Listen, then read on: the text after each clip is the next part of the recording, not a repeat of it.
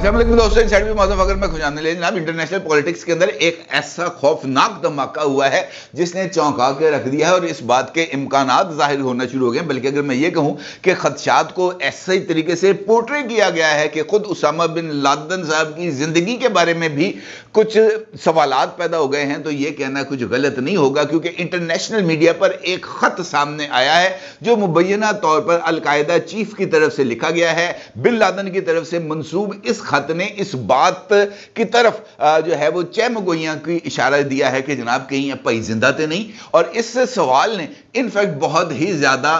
जिसे हम कह सकते हैं कि इंटरनेशनल मीडिया की अटेंशन को अपनी तरफ खींचा है और उसका नतीजा ये निकला है कि वो वेबसाइट या वो अखबार जो एक बहुत ही ज्यादा वेल रिप्यूटेड है, उसने इस मुबैना खत को अपने अखबार की वेबसाइट के ऊपर जगह दी और उसके बाद फिर पता नहीं किसके दबाव के ऊपर इस खत को वहां से हटा दिया गया। अलबत्ता बहुत सारे लोग ऐसे हैं जिन्होंने उस खत की कॉपीज को डाउनलोड कर लिया है और वो इस वक्त सोशल मीडिया पर जेर गर्दिश हैं और इस सूरत हाल ने बहुत ही ज्यादा जो एक क्योस की सिचुएशन है वो डेवलप कर दी है। अब अगर गौर किया जाए तो मैंने भी इस खत को की तहकीकात की हैं और इस खत को देखा भी है और इसका अक्स आप इस वक्त अपनी स्क्रीन पर भी देख सकते हैं। इस खत में मुबैना तौर पर जो तहरीर है, मेरा यह मानना है कि ये इस बात के ऊपर ये स्पेकुलेशन के पाई जिंदा के मर गया, बजाय इसके अगर इसके कंटेंट को देखा जाए तो वो बहुत ही ज्यादा अहमियत का हामिल है और वो बहुत सारे सवालात के जवाब देता हुआ भी नजर आ रहा है। क्योंकि यह खत इनफैक्ट ताजा नहीं है, यह खत उस वक्त तहरीर किया गया था जब अमेरिका और अलकायदा दोनों एट वॉर सिचुएशन में मौजूद थे। 9/11 हो चुका था और अमेरिका इसका सारे का सारा मलबा या इसका जिम्मेदार जो है वो सऊदी साबिक सऊदी शहरी को ठहरा रहे थे और उनका यह मानना था कि जनाब अमेरिका में होने वाली इस दहशतगर्दी की कभी तरीन वारदात वहीं पर प्लान की गई है और उसी शख्स ने इसको स्पॉन्सर किया है और उसके नतीजे में अमेरिका एट वॉर सिचुएशन पर आ गया है और जिम्मेदारी सारी की सारी फिक्स कर दी गई थी अलकायदा के ऊपर। इस खत में इस बात को यकसर मुस्तरद करते हुए अमेरिकी शहरियों को एड्रेस किया गया है और उनको बताया गया है कि जनाब हकीकी सिचुएशन क्या थी और वो कौन सी वजूहात हैं जो इस दहशतगर्द तंजीम को मर्ज़ वजूद में लाने की वजह बनी और इसके बाद ही वो पूरी की पूरी सिचुएशन हमारे सामने आती है और वो बहुत ही ज्यादा संगीन है। अब असल में बात अगर मैं आपको बताऊं तो इस खत के कंटेंट में ये बात बड़ी क्लैरिटी के साथ बताई गई है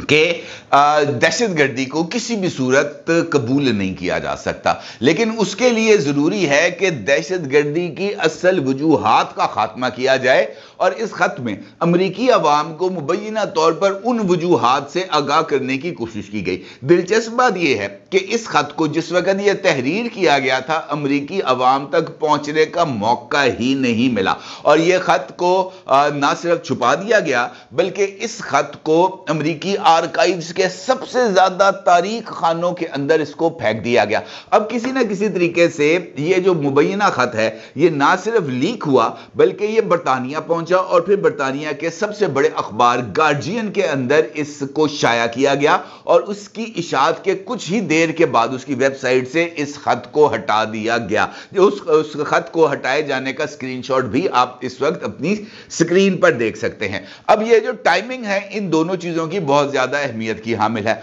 खत लिखे जाने की टाइमिंग और खत में तहरीर किए जाने वाले कंटेंट और मौजूदा हालात की टाइमिंग। और इस टाइमिंग के मुझे इस तरह लगता है कि इसके पसे पर्दा भी कुछ बहुत बड़ी वारदात छुपी हुई है। उस खत के अंदर जो मुबैना तौर पर उसामा से मंसूब है उसमें यह बात कही गई और इस बात का जिक्र किया गया कि जनाब दहशतगर्दी की असल वजह और मुसलमानों के सामने आने की असल वजह है वो रवैया जो मुसलमानों के साथ अपनाया जा रहा है और खास तौर पर गल्फ के अंदर खलीजी ममालिक के अंदर जहां पर एक जानिब उनको आज़ादियां नहीं है और दूसरी जानिब इसराइल अपने मजालिम से फ़लस्तीनियों की मुसलसल नस्लकुशी कर रहा है और ये इक़दाम किसी भी सूरत किसी भी तरह की हालात में मुसलमानों के लिए काबिल कबूल नहीं है कि वो अपने बरादर इस्लामी भाइयों को इस तरीके से किसी भी जारे मुल्क के या काबिज ताकत के रहमो करम पर छोड़ दें और उनको जो है इस कुर्बानगाह के अंदर कटने का मौका दें और इसराइल के तौसी पसंदाना अज़ाइम के रास्ते में किसी तरह की रुकावट को जो है वो पैदा ना करें। उनका ये कहना है इस खत के अंदर कि जनाब अगर आप ये चाहते हैं कि आप और हम दोनों अमन के साथ रहे तो फिर उसके लिए जरूरी है कि आपको इसराइल को पट्टा डालना पड़ेगा। आपको उसको ना सिर्फ पट्टा डालना पड़ेगा बल्कि कंध नाल खिंच के बनना पड़ेगा, क्योंकि जब तक आप इसको बांधेंगे नहीं, जब तक आप इसका हाथ नहीं रोकेंगे, जब तक आप इसका रास्ता नहीं रोकेंगे, जब तक आप इसको की जाने वाली फंडिंग नहीं रोकेंगे, उस वक्त तक मुसलमानों का बहता हुआ खून नहीं रुकेगा। और जब तक मुसलमानों का बहता हुआ खून नहीं रुकेगा उस वक्त तक मुसलमानों की तरफ से हम जैसे लोगों का सामने आकर टकराने का अमल नहीं रुकेगा। लिहाजा अगर आप तवाज़ुन चाहते हैं तो फिर आपको इस सारे अमल को रोकना पड़ेगा। अब उनके खत के कंटेंट के अंदर कुछ नकात हैं जो मैंने भी आपकी खिदमत में रखे। इसका मतलब यह है कि उनकी तरफ से यह बात बावर कराई गई कि असल वजूहात क्या हैं और मौजूदा हालात का इस खत के साथ ताल्लुक रेलिवेंस बहुत ज्यादा बन रही है, क्योंकि इस वक्त भी इसराइल अपनी हर हद को पार कर चुका है। रियासती जबर और अपनी जंगी ताकत और जंगी जुनून और अपने इख्तियार को या अपनी ताकत के बरमला इजहार के लिए वो किसी भी हदूद और कयूद के अंदर रहने के लिए तैयार नहीं है, ना ही वो इंटरनेशनल लेवल पर की जाने वाली मुतअद्दिद अपीलों पर कान धरने के लिए तैयार है, बल्कि अब तो हॉस्पिटल्स भी उसके निशाना बन चुके हैं। मौजूदा हालात में अब तक के ये जो कार्रवाइयां जारी हैं गुज़िश्ता 27 रोज के दौरान या तकरीबन इससे भी ज्यादा, अब तक तकरीबन 13,000 मासूम फलस्तीनी, जिनमें बच्चों की तादाद सबसे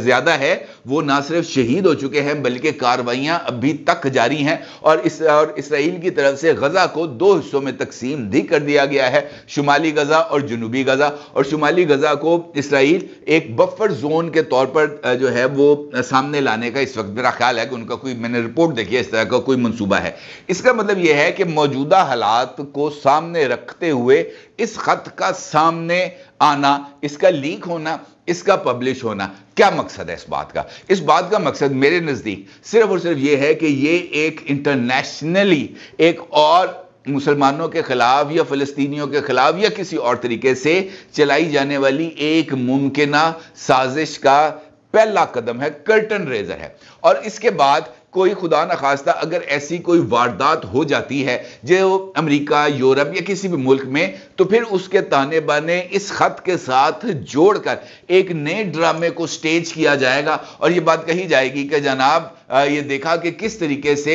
इस्लामोफोबिया खुद जो है वो मुसलमानों के अंदर भी मौजूद है और वो किसी भी हद को, किसी भी ज़ाब्ते को और इंटरनेशनल कानून को मानने के लिए तैयार नहीं है और वो मुसलसल हमला आवर है। और इस सारे सिनेरियो के अंदर इस नई एक थ्योरी को डेवलप किया जाएगा और फिर मुझे ऐसे लगता है कि कहीं इसके बाद कोई एक नया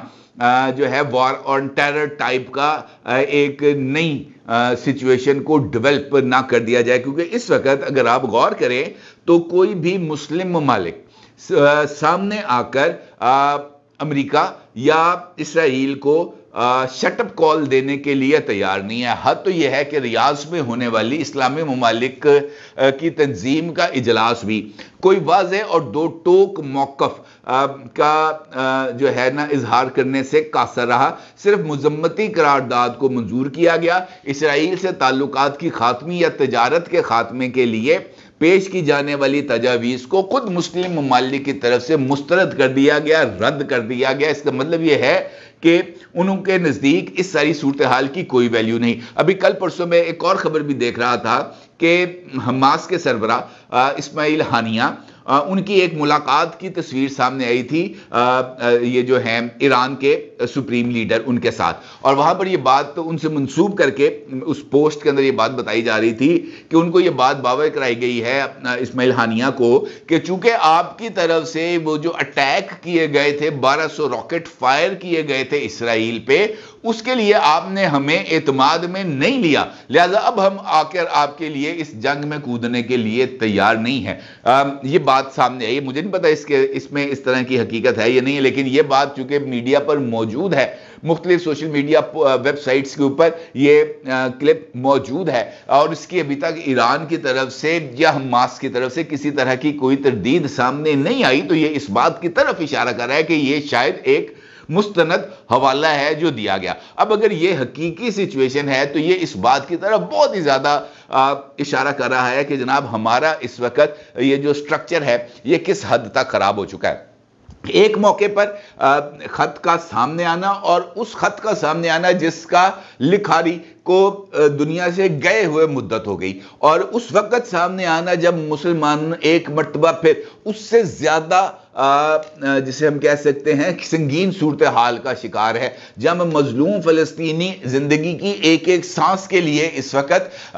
اسرائیل ان سے وہ ایک ایک سانس چھیننے کی کوشش کر رہا ہے، پانی کی بوند وہاں پر دستیاب نہیں ہے، انٹرنیٹ کا تصور نہیں ہے، بجلی بند کر دی گئی ہے، ہر طرح کی سہولیات کا خاتمہ کر دیا گیا ہے اور جنگ مسلط کر دی گئی ہے، قطع نظر اس بات کے کہ حماس کا سٹانس درست ہے یا غلط ہے۔ البتہ یہ بات ضرور ہے کہ اس سارے ڈرامے کے پیچھے ایک اور سازش یا ایک اور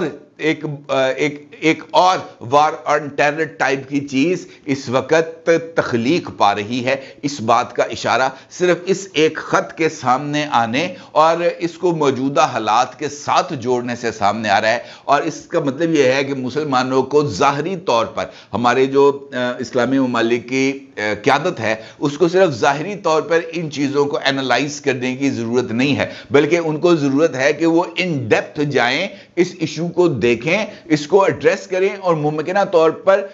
تیار ہونے والی اس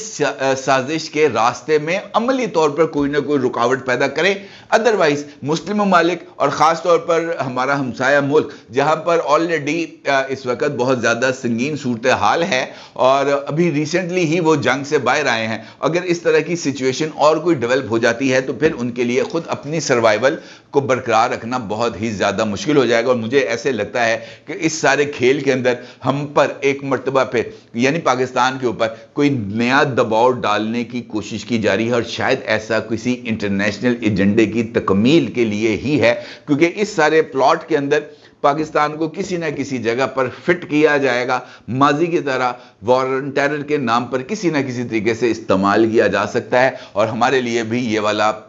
جو مرحلہ ہے وہ بہت ہی زیادہ سوجھ بوجھ کے ساتھ اس مرحلے سے نبرد آزما ہونے کا ہے۔ اگر اس موقع پر